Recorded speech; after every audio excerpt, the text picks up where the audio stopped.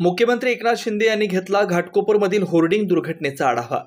घाटकोपरमध्ये hoarding कोसळून झालेली घटना अतिशय दुर्दैवी आहे।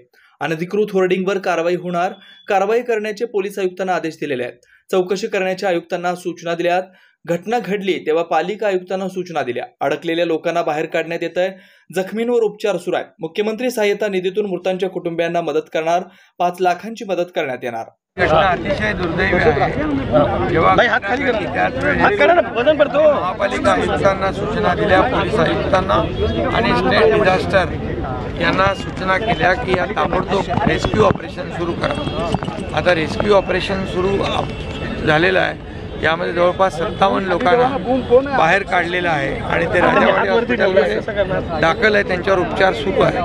आताही हायड्रा आणि क्रेन लावून हे जे होर्डिंग आहे ते उचलण्याचं काम सुरू आहे आणि त्यामुळे आता प्राधान्य जे आहे यामध्ये अडकलेल्या लोकांना बाहेर काढण्यासाठी आपली सगळी रेस्क्यू टीम, NDRFची टीम, महापालिकेची टीम आणि स्टेट डिझास्टरची टीम ही रेस्क्यू करते आहे। या सर्व गाड्या ज्या आहेत अडकलेल्या त्यांना अगोदर बाहेर काढणं याला आपण प्राधान्य देतो आहे आणि जे जखमी आहेत त्यांच्यावर उपचार करण्याच्या सूचना डॉक्टरांना दिलेल्या आहेत। त्यांच्यावर उपचार सुरू आहे आणि यानंतर जे होर्डिंग आहे, ज्या होर्डिंगच्याबद्दल देखील चौकशी करण्याच्या सूचना मी दिलेल्या आहेत आणि महापालिका आयुक्तांना सांगितलेलं आहे की जेवढे मुंबईतले होर्डिंग आहेत या सर्व होर्डिंगचं स्पेशल ऑडिट करा, स्ट्रक्चरल ऑडिट करा आणि जे विदाऊट परमिशन, विदाऊट लायसन्स आहेत हे सर्व कापून टाका, त्यांच्यावर गुन्हे दाखल करा आणि त्यांच्यावर कठोर कारवाई करण्याच्या सूचना मी दिलेल्या आहेत। सर, सरकारकडून काय मदत जखमींना जाहीर केली? जखमींचं सर्व उपचाराचा खर्च सरकार करेल आणि जे मृत्युमुखी पडलेत त्यांच्या परिवारांना देखील मुख्यमंत्री सहायता निधीतून आपण तात्काळ 5 लाख रुपये देण्याचा देखील निर्णय घेतला। सर, किरीट स्वामींनी एक पत्र टाकलं होतं आणि ते 13 तारखेला कारवाईचे आदेश आज महानगरपालिकेने दिले होते, त्याच्याबद्दल काय सांगा? नाही, किरीट स्वामी जे पत्र दिलेलं या पत्राची देखील सगळी संपूर्ण चौकशी केली जाईल। त्यांनी देखील तो धोका ओळखूनच पत्र दिलं होतं।